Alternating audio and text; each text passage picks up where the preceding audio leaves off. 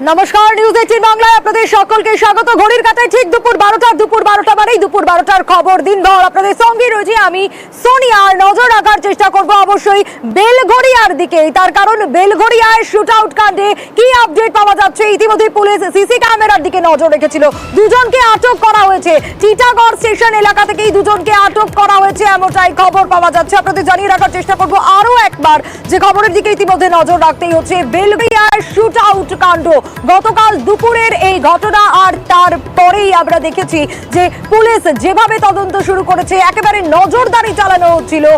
সুবীর আমাদের প্রতিনিধি রয়েছেন আমাদের সঙ্গে। সুবীর, এই মুহূর্তে ঠিক কি আপডেট উঠে আসছে? কাদেরকে আটক করা হলো, কারা দুজন, কিভাবে আটক করা হলো, পুরো ব্যাপারটা একটু জানতে চাইবো।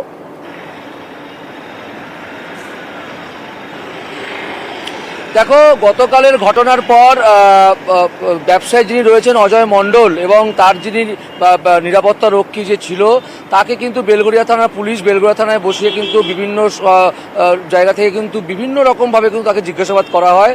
এবং তাকে জিজ্ঞাসাবাদ করার পরে কিন্তু সাজাদ নামে একজন দুষ্কৃতীর নাম উঠে আসে, যে সাজাদ তাকে টাকা চাওয়ার জন্য, তোলা চাওয়ার জন্য তাকে বলেছিল, এবং এই নিয়েই কিন্তু গণ্ডগোল এবং তার জেরে এই গুলিকাণ্ডের ঘটনা। এবং গতকাল রাত্রিবেলা টিটাগড় থানার অন্তর্গত টিটাগড় স্টেশন রোড এবং জিসি রোড থেকে গোপন অভিযান চালিয়ে দুজন দুষ্কৃতী অর্থাৎ সানি এবং বিকি, এই দুজনকে পুলিশ আটক করেছে এবং এদেরকে জিজ্ঞাসাবাদ করা হচ্ছে। এবং এদের মধ্যে সানি নামে যে দুষ্কৃতী রয়েছে, এই সানি কিন্তু সাজাদের ওই অঞ্চলে যে প্রমোটিংয়ের ব্যবসা চলে, সেই টোটাল ব্যবসা কিন্তু দেখাশোনা করে কিন্তু এই সানি, এমনটাই জানা যাচ্ছে।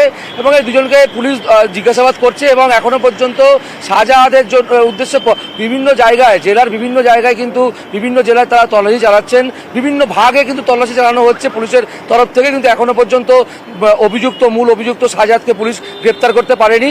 এবং এই জায়গা থেকে কিন্তু আজকেও কিন্তু গতকালের পর আজকেও কিন্তু ব্যবসায়ী অজয় মণ্ডল এবং তার পরিবারের মধ্যে কিন্তু এই ঘটনায় কিন্তু যথেষ্ট আতঙ্ক রয়েছে। সোনিয়া, বেশ, সুবীর সঙ্গে থাকো। সানি ও বিকি দুজনকে আটক করা হয়েছে, কিন্তু এই গোটা ঘটনায় ব্যবসায়ী কি বলছেন, যার গাড়িতে গুলি চালানো হলো, তিনি কি বলছেন শোনাবো। বাইক এইভাবে এসে আমার গেটের সামনে, ওদিকে বসে আছে গেটের সামনে, অসিরা উল্টে গাড়িতে। এবার গাড়ি তো ভিড় ওখানে, আর তারপরে গুলি চালাতে সবাই এদিক ওদিক পালানোর সব প্ল্যানিং। তারপরে একটা গাড়ি সামনে দাঁড়িয়ে গেছে, বাসের সাইড দিয়েও বেরিয়ে গেল, বেরিয়ে গিয়ে সামনে করে আবার পিছন থেকে 3খানা ফায়ারিং করেছে। আর বেলঘড়িয়ায় এই শুট আউট কাণ্ডে বিহার যোগ রয়েছে কি? ইতিমধ্যেই কিন্তু এই প্রশ্ন উঠতে শুরু করেছে। বিহার থেকে কেউ ফোন করেছিলেন, গোটা বিষয়টা ঠিক কি জানার চেষ্টা করব সুবীরের কাছ থেকে। সুবীর, কার ফোন এসেছিল বিহার থেকে? বিহার যোগের প্রসঙ্গটা উঠছে কেন?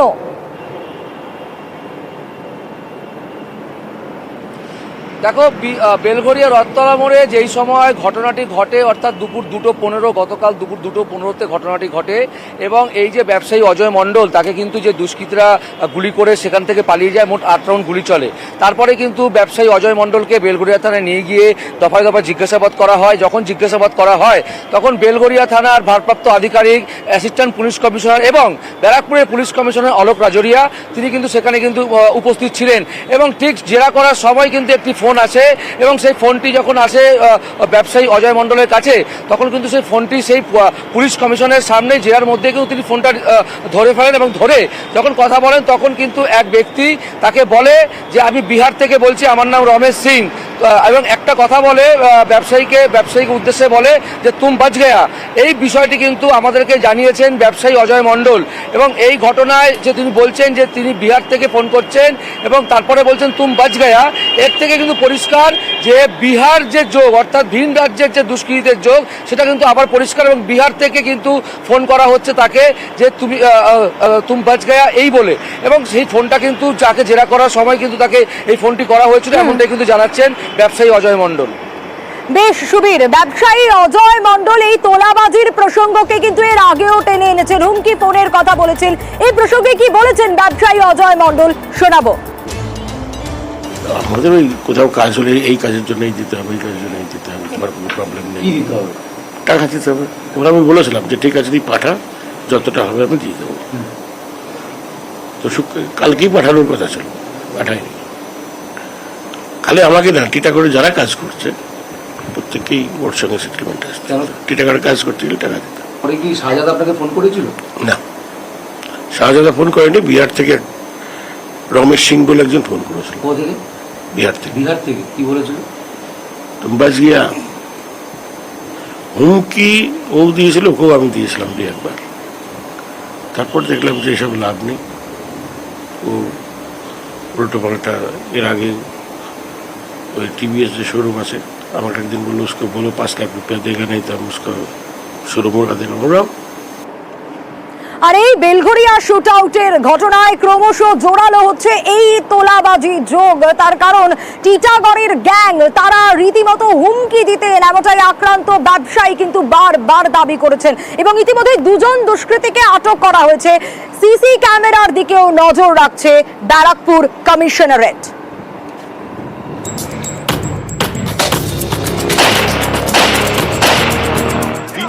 তার গাড়ি লক্ষ্য করেই গুলি চালায় দুষ্কৃতীরা। এরপর পুলিশের কাছে অভিযোগ জানাতে গিয়ে ব্যবসায়ীর চোখে জল।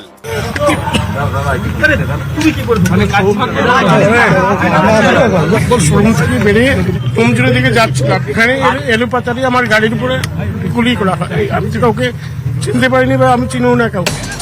ব্যবসায়ী অজয় মণ্ডলের চোখে মুখে ভয়। ব্যবসায়ী অজয় মণ্ডলকে কি প্রাণে মারার জন্য গুলি চালানো হয়েছিল নাকি ভয় দেখানোর জন্য? কারণ ইতিমধ্যেই তিনি যে দাবি করেছেন আমাদের ক্যামেরার সামনে যে তাকে বেশ কিছুদিন আগে টাকা চেয়ে তার কাছে র্যানসাম কল এসেছিল। অজয় মণ্ডলের দাবি, বেশ কিছুদিন আগে তার কাছে টাকা চেয়ে হুমকি ফোন আসে। টিটাগড়ের দুষ্কৃতীদের বিরুদ্ধে হুমকির অভিযোগ। সে সময় পুলিশকে জানিয়েও নাকি কোনো লাভ হয়নি।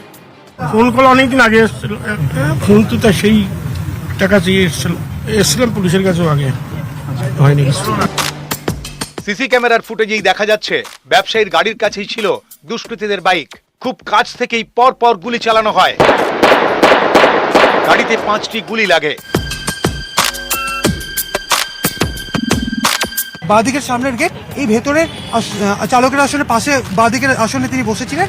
বাঁদিকের গেটে গুলিগুলো লেগেছে এবং যে যে অংশে গুলি লেগেছে সেই জায়গা থেকে কোথাও গিয়ে মনে করা হচ্ছে যে উদ্দেশ্য হচ্ছে ভয় দেখানো। কারণ তাকে এর আগে র্যানসাম কল অর্থাৎ ফোন করে টাকা চাওয়া হয়েছে। হেলমেটে মুখ থেকে বাইক নিয়ে এসে হামলা। দুষ্কৃতীদের শনাক্ত করতে সিসি ক্যামেরার ফুটেজেই এখন নজর ব্যারাকপুর কমিশনারেটের। ক্যামেরায় কাঞ্চন ভৌমিকের সঙ্গে সুবীর দে, অমিত সরকার, নিউজ 18 বাংলা। আর শুধু বেলঘরিয়া নয়, বেলঘরিয়ায় এই ঘটনা ঠিক আগের রাতে কলকাতায় মির্জা গালিব স্ট্রিটে সেখানেও শুট আউটের ঘটনা ঘটে। 4 জন ধৃত। আপডেট নিয়ে আসবো একটা ব্রেকের পর।